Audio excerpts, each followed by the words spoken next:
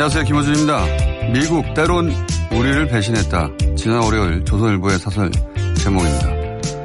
1905년 루즈벨트 미 대통령의 사절 단장 윌리엄 탭트 장관이 대한제국 방문 전 일본에서 가스라다로 총리와 일본의 한국지배를 승인한다는 가스라 탭트 밀약을 이미 맺었다. 말하자면 미국이 우리를 배신했다. 트럼프 김정은 회담 역시 남한을 위협하는 북핵은 그냥 두고 미국을 위협하는 ICBM만 제거하는 미국의 배신이 있을지 모른다. 이런 주장입니다. 오래 살고 볼 일입니다. 조선일보가 한미 공조가 아니라 미국의 배신한 단어를 언급하는 날이 다오네요. 일제 36년도 통일 안 된 것도 미국 탓이라니 2010년 조선일보 사설 제목입니다. 그 사설에 이런 내용이 나옵니다. 미국이 일본의 한반도 식민 지배를 눈 감아준 게 잘못이란 건 모든 게 미국 탓이라는 주장이다. 아무리 반미가 남는 장사고 미국 때리기만 하면 박수 받는 세상이라지만 이런 주장을 할 때 국제사회가 한국의 나라를 어떻게 볼 것인가. 10여 년 전 조선일보는 가스라 탭트 밀약은 미국의 배신이 아니라고 했었습니다.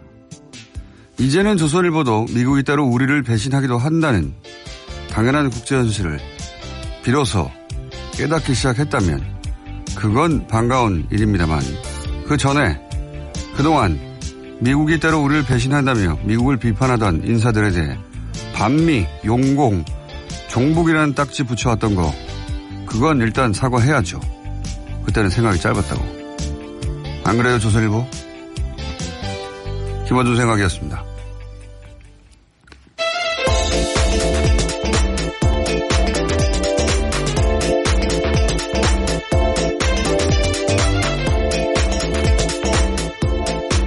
시사인의 김은지입니다. 예. 오늘은 또 휴일입니다.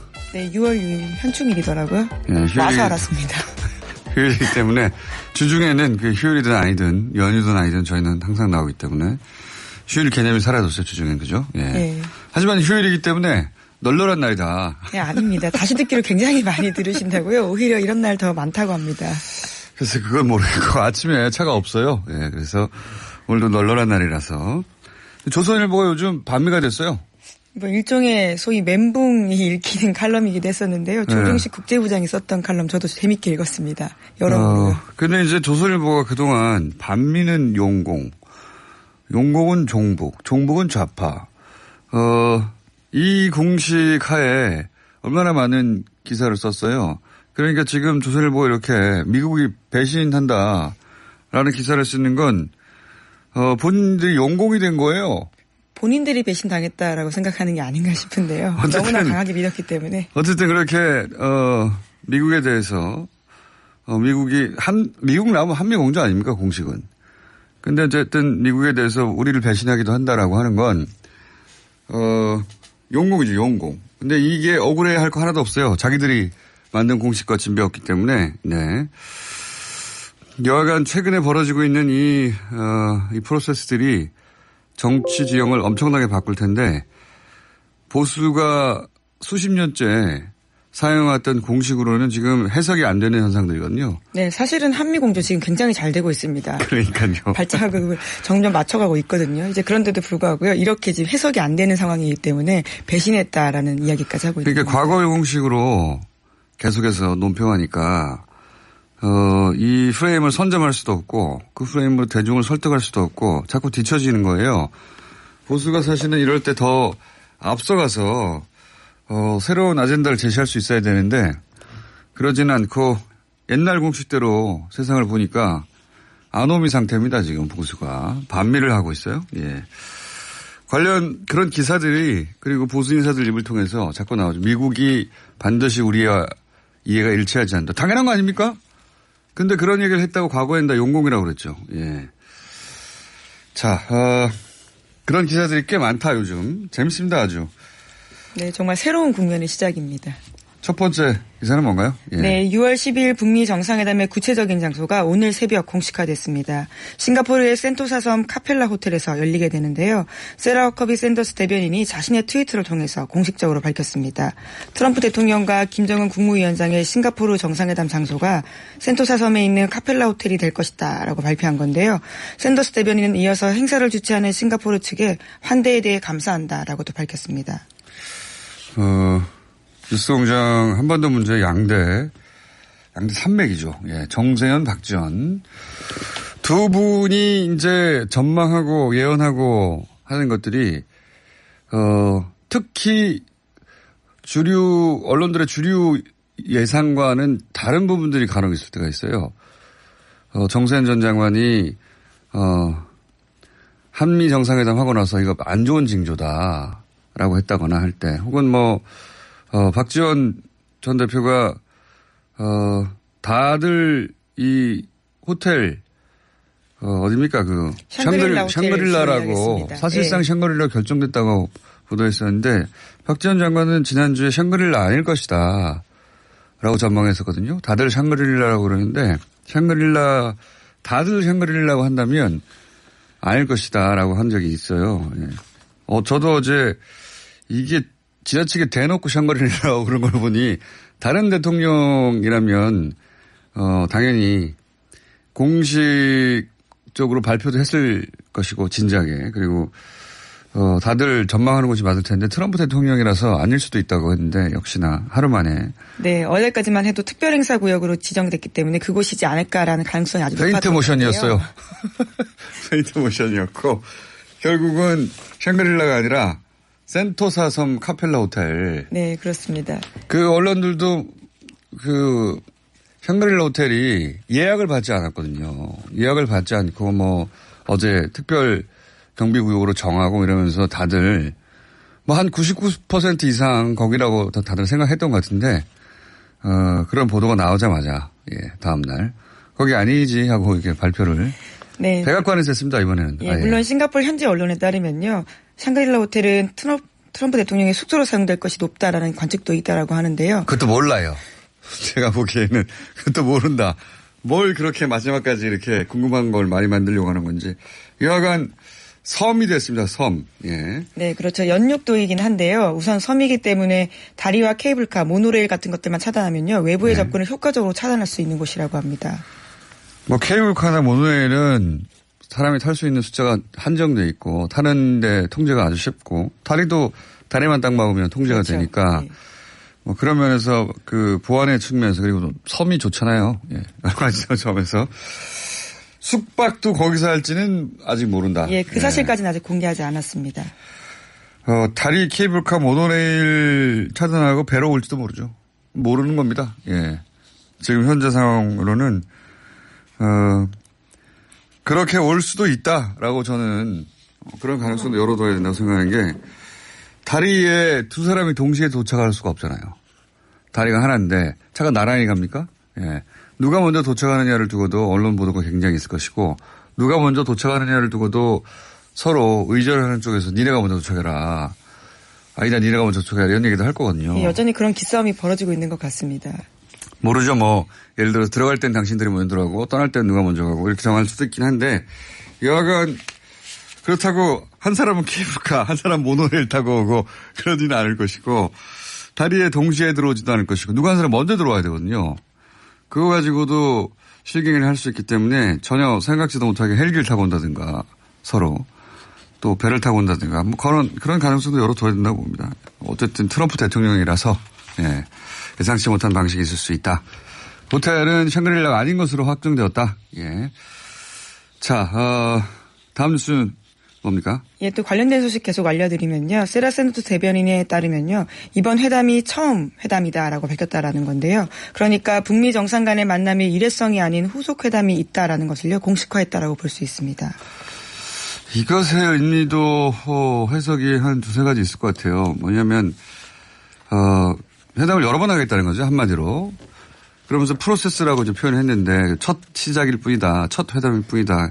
그래서 강조하는 걸 보면 올해 이제 중간선거가 있잖아요. 그렇죠. 11월 달에 있습니다. 미국에서. 중간선거에서 이 상원, 지금 이미 상원이 50일 때 공화당 50일, 하원이 47명. 47명인데 두 사람 민주당 성향이에요. 그렇죠. 무소속 2명까지입니다. 예. 그래서 50일 때 49로 간신히 한 석 차이인데 사실상 뭐 두 석 차이지만 표차로는 두 석 차이지만 근데 이제 여기서 가끔 한 사람이 빠져나가거든요. 갑자기 이름이 생각 안 나네요. 지금 아픈 양반. 일종의 스윙보터로서 역할을 예. 하고 있습니다. 아픈 양반 있잖아요. 공화당의 그 유명한. 네, 존 맥케인. 예, 예. 네. 그래서 이제 불안한 그 다수당인데 만약에 3분의 1씩 바꾸거든요. 공화당에서 만약에 3분의 1을 다 이기긴 힘들겠지만 이어서 만약 60석이 넘으면 이 조약을 맺을 때는 60석을 넘겨야 돼요. 네, 이상의 동의가 필요하다라고 예. 합니다. 그러니까 지금보다 9석이 더 늘어나야 되는 거거든요. 예, 단순 가반이 아니다라는 건데요. 문턱이 그렇죠. 훨씬 높습니다. 그러니까 그 트럼프 대통령이 북한과 조약을 맺거나 또는 뭐 제재를 풀거나 그럴 때는 그 미 상원에 위원회를 통과해야 되는데 그때 60석이 넘어야 되니까 이 중간선거를 그런 의미에서도 이겨야 되거든요. 안 그러면 미국하고 조약한다고 했는데 북한하고 조약한다고 했는데 자기 약속을 지킬 수가 없게 돼요. 그런 의미에서도 제가 보기엔 중간선거까지 최소한 한 번 혹은 두 번을 더 만나지 않겠냐. 중간선거에서의 효과를 극대화하기 위해서. 그래서 이 합의 내용 중에 한 3개월짜리 프로그램도 있지 않을까. 3개월 이내에 이렇게 한다. 그럼 그거 한 다음에 오케이 이렇게 됐으니까 뭐 사인해야 할 거 아니에요. 예? 평화협정을 맺는다든지 조약을 맺는다든지 뭐 그럴 수도 있다. 혹은 뭐 좀 더 단기적으로는 7월 27일.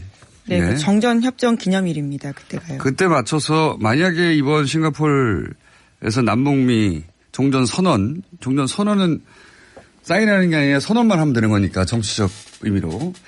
그때 있을 확률이 높긴 하지만 만약에 그때 없다면 이때 맞춰서 판문점 같은 데서 모여가지고 큰 이벤트를 또 하려고 하는 거 아닐까. 여하간 그 중간선거 이전까지는 한 번 내지 두 번 더 만날 계획이 있고 거기에 맞는 프로그램이 첫 합의 내용에 들어가지 않을까. 네, 계속해서 눈길을 끌어야 하는 게요. 현재 미국에서의 상황이 호락호락하지 않습니다. 미국 민주당이 어제는 또 6.12 북미 정상회담 앞두고 트럼프 대통령에게 모든 핵과 생화학 무기 폐기 등 5가지 조건을 충족하지 않으면 대북 제재 완화에 반대하겠다라고 공개적으로 나섰거든요. 그러니까 공화당 못지않게 강경한 목소리를 공식적으로 낸 겁니다. 이거는 공화당보다 더 강하게 볼턴 정도예요. 생화학 무기 폐기는 그전에는 얘기 안 나왔던 건 볼턴만 얘기했던 거거든요. 네, 5대 원칙에 네. 그런 내용도 있습니다. 그러니까 지금 미국 민주당이 공화당 초강경파 혹은 네오콘처럼 행동하고 있어요. 그럴 수밖에 없는 게 중간선거에서 지면 안 되고 중간선거에서 진다는 얘기는 그 다음 해에 있는 재선에서 굉장히 불리한 상황이 되는 거거든요. 그러니까 공화당 대통령, 미국 민주당에서는 전혀 대통령으로 인정하지 않고 있는 공화당의 트럼프 대통령이 재선이 되는 상황이라든가 중간선거에서 이기면 안 되니까 북미 정상회담의 결과가 나와도 그 결과는 기대에 못 미친다고 말을 해야 할 거 아닙니까? 예, 그러니까 미리 세기를 박인 겁니다. 기준을 굉장히 높여놓은 거예요. 생화학 무기. 근데 전문가들은 생화학 무기가 들어가면 이 협상이 될 리가 없다고 그러거든요. 그게 그래서 볼턴이 얘기했던 것이고 해당 깨지라고. 그렇지 않아도 오늘 아직 우리나라 언론에서는 이제 번역해서 휴일이다 보니까 이 포털에 기사에 올라오지 않았는데 제가 새벽에 깨가지고 가끔 CNN을 보거든요, 요새. 왜냐하면 북미 정상회담 관련해서 네. CNN이 가장 먼저 속보를 알리기 때문에. 근데 오늘 아침 우리 시간으로 새벽에 CNN에서 속보로 그런 게 나왔어요. 볼턴이 의도적으로 그러니까 회담을 사보타지라는 표현을 CNN이 썼어요. 볼턴이 회담을 사보타지하려고 리비아 모델을 일부러 언급했다. 이때까지 이제 볼턴이 기본적으로 자기의 정치 철학 때문에 네오콘의 어떤 이념 때문에 혹은 자기가 고안한 모델이기 때문에 단순히 그런 의미에서 리비아 모델을 주장했다 정도가 해석이었는데 오늘의 CNN 한국 시간으로 새벽에 보도 내용의 물자는 뭐냐면 그게 아니라 회담을 깨려고 일부러 그랬다는 겁니다. 볼턴이 자신이 리비아 모델을 언급하면 북한이 그렇게 격렬하게 반응할 줄 알고 있었음에도 불구하고 아주 나쁜 사람이에요. 사실 모르기 쉽지 않죠. 그에 대해서는 폼페이오 장관도요. 볼턴 보좌관에 대해서 굉장히 회의적으로 보고 있다라는 보도들이 꽤 있는데요. 그러니까 대북 문제에 대해서는 볼턴 보좌관의 동기를 믿지 않는다라면서 자기 자신의 어젠다만 밀어붙이고 있다라고 보고 있다고 합니다. 그리고 그래서 이제 CNN의 보도의 내용은 볼턴이 일부러 그랬고 아주 우리 나라 사람들이 보기엔 나쁜 사람인 거죠. 예, 일부러 그랬고 그래서 이 북미 정상회담 프로세스에서 배제됐다. 예, 그런 식의 속보가 오늘 아침에 났습니다. 아직 우리 언론은 휴일이라서 아직 번역이 돼서 기사가 되지는 않는 것 같은데 아마 오늘 오후에는 나겠죠. 아니면 적어도 내일 아침에는 다시 한번 나겠죠. 관련 기사가 자세히. 네. 그래서 저도 재미있는 사진을 봤었는데요. 김영철 부위원장이 백악관에 도착했을 때 볼턴이 그 자리에 배석하지 못했잖아요. 그런데 바깥에서 창문으로 그 장면을 지켜보는 사진이 찍혔더라고요. 저도 사진 봤어요. 네. 굉장히 좀 민망하다고 할 수 있는 그러니까 사진인데요. 완전히 배제된 거죠. 예, 그렇죠. 네. 그리고 기사가 CNN에서 이렇게 났으니까 트럼프 대통령 입장에서는 CNN은 원래 트럼프 대통령 먹이는 기사거든요, 이런 게. 볼턴을 비판하기 위한 게 아니에요. 트럼프 대통령이 자신의 가장 최측근 안보부장관, 이 북미 정상회담에 사실은 실무 책임자여야 하는 사람. 그렇죠. 모든 걸 총괄하는 사람입니다. 그렇죠. 더 장악하지 못하고 있다. 볼턴을 공격하려고 하는 게 아닙니다. 트럼프 대통령을 CNN을 공격하려고 하는 거지. 여하간, 그런 뉴스가 나온 만큼 볼턴은 이제 이 북미 정상회담 관련해서는 보기 어려울 것 같다. 네. 지난밤 김영철 노동당 부위원장 만나는 자리에서도요. 폼페이오 장관이 건의해서 그 자리에 빠졌다라는 소식도요. CNN이 전하고 있습니다. 뭐 정반대로 말도 합니다. 폼페이오 장관이 물론 이거는 뭐 정치인들의 언론 플레이라고 보는데 폼페이오 장관이 참석시키자고 했는데 트럼프 대통령이 결국 참석시키지 않았다는 식으로 해설하는 보도도 있긴 해요. 근데 트럼프 대통령이 거기에 앉혀놓을 수가 없었겠죠. 예. 이런 뉴스도 나온 만큼 이런 뉴스가 나왔다는 얘기는 사실 트럼프 대통령도 내부적으로 알고 있었겠죠. 일부러 저런다는 걸. 예. 볼턴은 거의 끝났다 싶어요. 예. 다행입니다. 그런데 볼턴 역할을 이제 민주당이 한다. 예. 네, 민주당이. 지금 내놓고 지금 반대하기 시작했습니다. 이게 무시할 수 없는 게 외교위에서 나온 거군요. 예. 그리고 그 상원에서 이런 외교와 관련된 건 통과시켜 줘야 되기 때문에 트럼프 대통령의 중간선거 선전을 우리가 바라야 되는 상황이 됐어요. 네, 계속해서 끊임없이 눈길을 끄는 이벤트들이 일어날 것으로 진짜 보이는데요. 제재를 해제하려면 관련된 법 개정이 필요한데 현재 상원 구조가 그러지가 않거든요. 그러니까 정말 어렵습니다. 아까 얘기했듯이 야 민주당이 네오콘처럼 얘기하고 예? 그리고 우리나라에서 공화당 대통령을 이렇게 걱정해 주는 일이 벌어질 줄 누가 알았겠어요? 조선일보가 반미를 하고. 저 정말 새로운 국면의 모든 시작입니다. 예, 완전 지형이 바뀌고 있고 이게 만약에 정상회담이 성공적으로 끝나고 종전선언이 되고 평화협정까지 맺어지면 완전히 새로운 지평이 열리는 거거든요. 네, 그렇죠. 그런데 이 지평을 제대로 읽지 못하면 정말 소위 바보가 될 수 있는 상황이기 때문에요. 그러니까요. 옛날 방식으로 계속 똑같은 논리를 들이대면 바보 되는 거예요. 정말. 그런 상황이 벌어지고 있고 이제 한반도 프로세스에 찬성하는 쪽과 찬성하지 않는 쪽으로 과거에는 진보 보수를 정북이냐 아니냐로 나눴다면 이제는 그 기준이 달라지는 네, 평화 체제와 관련되어 있는 새로운 국면이 시작되는데 그 국면을 읽지 못하면 예. 그럼 옛날 사람 되는 겁니다. 정말 수십 년 전 사람 되는 거예요. 그게 너무 순식간에 벌어져가지고 모두들 당황스러운데 얼마나 당황스러웠으면 조선일보가 반미를 하겠습니까? 네, 거대한 변환의 시기입니다. 자, 조선일보 그렇게 반미 시작한 만큼 과거에 반미 얘기하던 사람한테 용공이라고 하던 거 그거 미안해야 합니다. 우리 잘못 생각했어 미안 이렇게 네. 얘기해야 한다. 원래 진정한 것들은 다 자아성찰에서부터 시작을 해야 되거든요. 사과는요. 자, CNN이 볼턴에 관한 그런 속보를 냈다. 그리고 러시아는 문재인 대통령하고 자꾸 오라고 그런다. 네, 그렇죠. 네. 그래서 실제로 가기로 했습니다. 이번 달 21일부터 23일까지 러시아를 방문해서요. 푸틴 대통령과 정상회담합니다. 뿐만 아니라 월드컵 참석도 한다라고 합니다. 한국 멕시코전을 관람할 수 있을 것이다. 뭐 이런 얘기도 합니다. 그리고 북미 또는 남북관계 얘기는 여기까지 하고요. 네, 재판거래 이야기를 좀 해야 될 것 같은데요. 어제 법원행정처가 재판거래 의혹 관련된 문건 98건을요 선별해서 공개했습니다. 여기에는 사법부의 독립을 찾아보기 힘든 민망한 내용들이 날것 그대로 담겨 있는데요. 박근혜 정부와 코드를 맞추기 위해서 양승태 사법부가 영장까지 거래하려고 했습니다. 이 영장에 대해서는 사실 지난 그 최순실 게이트 때 그런 얘기 참 많이 했었죠. 이 영장이 왜 기각되는지 모르겠다고. 물론 뭐 영장이 기각될 만해서 기각됐다라고 사법부에서는 항상 그런 입장을 유지해 왔고. 근데 이제 일반 국민들의 기준뿐만 아니라 당시 법조인의 눈높이에서 봐도 이 영장이 왜 기각되는지 모를 가능성도 계속 기각된 적이 있지 않습니까? 네, 계속해서 논란이 된 바들이 꽤 있었습니다.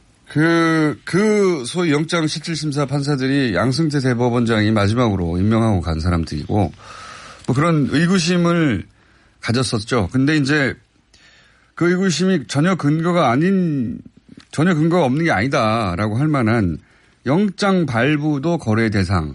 그리고 고려했다라고 하는 건데요. 고려했다고 우리가 읽을 수 있는, 해석할 수 있는 그런 문건이 나온 거예요. 그러니까 이 영장을 발부하냐, 아느냐, 를 가지고, 내부 문건으로 영장이 발부될지 안 발부될지를 잘 관리해야 된다는 식으로. 네, 국회와 청와대의 우호 관계를 위해서 협력할 수 있는 방안으로요. 적정한 영장 발부를 꼽아놓은 사례가 있습니다. 그러면서 성완종 리스트 이야기를 하거든요. 네. 그렇기 때문에 의심할 수밖에 없습니다. 그렇죠. 실제로 성완종 회장의 주장이 상당히 신빙성이 있다라고 하면서도 영장을 발부하느냐 안 발부하느냐 가지고 그게 소위 협력 대상이 될 수 있다라는 게 놀라운 건데요. 그건 영장 판사가 판단할 일인데 법원 행정처. 네, 오로지 법리로만 판단하지 않았다라는 거죠. 법원 행정처, 그러니까 소위 이제 대법원장의 오른팔들이 왜 그걸 문서로 만들고 있습니까? 협력의 대상이 될 수 있다고.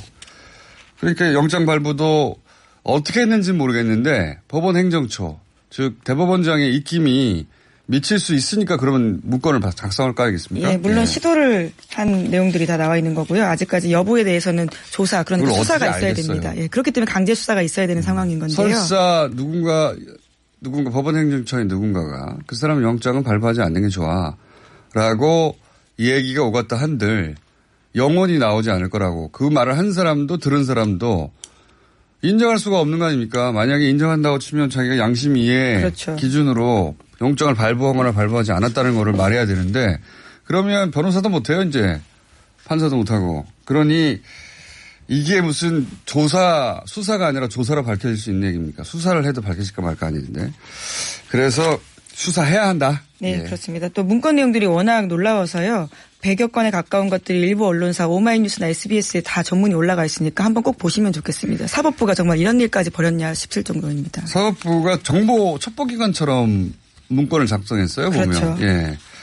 네, 대법원장도 CH라고 줄여서요. 자기들 나름의 호칭을 붙여서 써놨습니다. 국정에서 하는 거 따라하는 것 같기도 하고. 예. 어쨌든 사법부의 국정원화가 진행되고 있었다. 저는 그렇게 해석합니다. 자, 오늘 여기까지 하겠습니다. 시사인의 김은지였습니다. 감사합니다. 감사합니다.